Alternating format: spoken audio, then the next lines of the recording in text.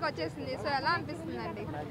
Big boss ఫైనల్కి వచ్చిందంటే తనుజ గారు ఆ టైటిల్ విన్నర్ కొట్టేస్తారు, డౌట్ లేదు దాంట్లో. ఎందుకంటే తనలో నేను రియల్గా చూసాను కాబట్టి, తనలో యాక్టింగ్ అనేది కాదు, real Bigg Boss winner definitely Tanuja గారే.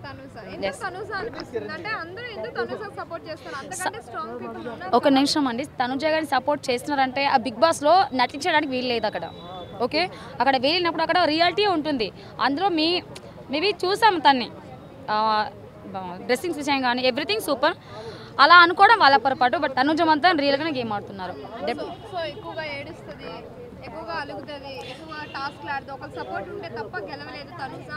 అది వాళ్ళ అపోహ అండి, అది వాళ్ళ అపోహ కాదు. ఫ్యామిలీ సెంటిమెంట్ ప్రతి ఒక్కరికి ఉంటుంది బేబీ. ప్రతి ఒక్కరు కూడా పేరెంట్స్ విలువ కానీ కుటుంబం విలువ తెలిసిన వాళ్ళు డెఫినెట్గా ఎమోషనల్ అవుతారు. దాన్ని బట్టి సపోర్టింగ్ అనుకోవచ్చు, ఇంకేదనుకోవచ్చు. బట్ కాదు, తనుజ గారికి తన ఫ్యామిలీ అంటే చాలా ఇష్టం. అలాగే ఎవరైనా ఇష్టమే, అందరినీ అభిమానంగా చూస్తుంది.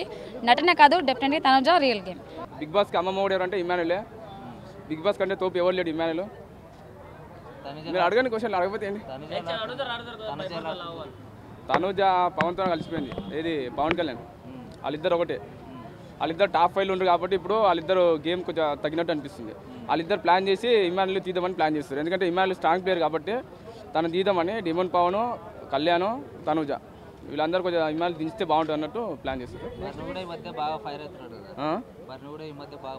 అవును, ఫైర్ అవుతాడు. ఎందుకు ఇంకా లాస్ట్ 1 వీకే ఉంది కదా, తను టాప్ 5లో రావాలంటే ఆ మాత్రం మరి ఫైర్ అవ్వాలి ఖచ్చితంగా. బర్నీ కొద్దిగా క్యాప్టెన్ అయ్యాడు కదా, బిగ్ బాస్ క్యాప్టెన్ ఆపోజిషన్ ఇచ్చాడు. నాకైతే ఏం నచ్చలేదు అట్లా ఇచ్చాడు. ఎవరైనా కష్టపడి క్యాప్టెన్ అవ్వాలి, కానీ బిగ్ బాస్ ఆప్షన్ ఇచ్చినట్టే అది బిగ్ బాస్ ఇచ్చింది కాబట్టి పర్లేదు. ఇక డిమాండ్ పవన్ ఎందుకంటే తను గేమ్ పోయింది అనుకుంటున్నా. ఫస్ట్ స్టార్టింగ్ నుంచి 8th వీక్ వరకు గేమ్ పర్లేదు. డిమాండ్ పవన్ది ఒక రేంజ్లో ఉండేది. బయట ఆడియన్స్ ఏమన్నారంటే డిమాండ్ పవన్ విన్ అవుతాడు, సీజన్ 9 విన్నర్ డిమాండ్ పవన్ అనుకున్నారు. కానీ ఇప్పుడు ఏంటంటే రీతు వల్ల పవన్ గేమ్ మొత్తం పోయింది. రీతు వెళ్ళిపోయింది. రీతు వల్ల బాగా డిస్టర్బ్ అయ్యాడు, చాలా డిస్టర్బ్ అయ్యాడు. రీతు మొత్తం చెడగొట్టేసింది, గేమ్ మొత్తం పోయింది. అందుకే రీతు ఎలిమినేట్ అయింది. ఆ రీతు బిగ్ బాస్ వాళ్ళు ఎవరు ఉంచారు అసలు నాకు అర్థం కాదు. ఈ సీజన్ మొత్తం రీతు చూస్తే నాకు చాలా భయం వేసింది. ఏమన్నా నవ్వు అది చెప్పండి. రీతు అన్ఫేర్ ఎలిమినేషన్ అంటారు. రీతు అన్ఫేర్ ఎలిమినేషన్ కాదు, fair elimination. Rithu fair elimination, unfair ఎవరు చెప్పారు? అంటే నీకు మొగలతో పోటీగా గట్టి గేమ్స్ కూడా ఆడింది కదా. ఆమెది అరుచుడు తప్ప గేమ్ ఏం లేదు. ఏమైనా ఓడిపోతే పవన్తో వెళ్ళి ఓన్లీ హగ్ చేసుకోవడమో ఏడ్చడం తప్ప అది ఉంది. గేమ్ ఆడితే ఏడిపోద్ది. ఎందుకు ఏడుస్తారు? ఆడాలే స్ట్రాంగ్గా నిలబడాలి, అది గేమ్ అంటారు.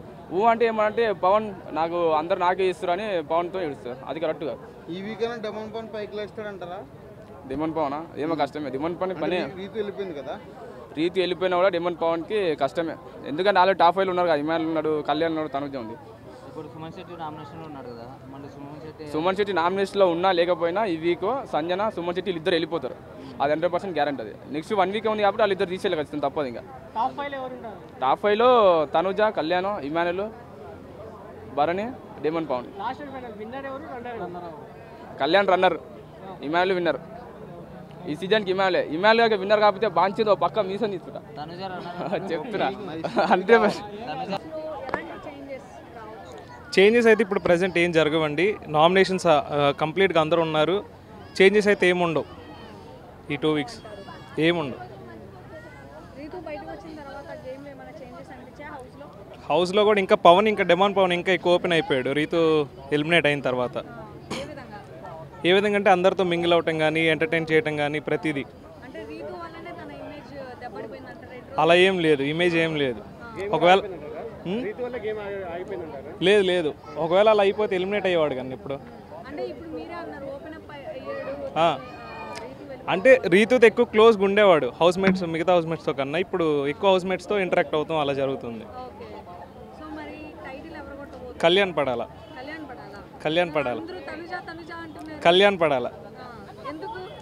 అతను ఒక పర్సనాలిటీ, గేమ్స్ అనే కాకుండా పర్సనాలిటీ. అతను రియాలిటీగా జెన్యూన్గా ఉన్నాడు. కళ్యాణ్ ఇస్ ద విన్నర్, అంతే. హైయెస్ట్ ఉన్న ఇమాన్యుయల్ సేఫ్ గేమర్ కొంచెం. కళ్యాణ్ అలా కాదు, కళ్యాణ్ ఇస్ ద విన్నర్, అంతే.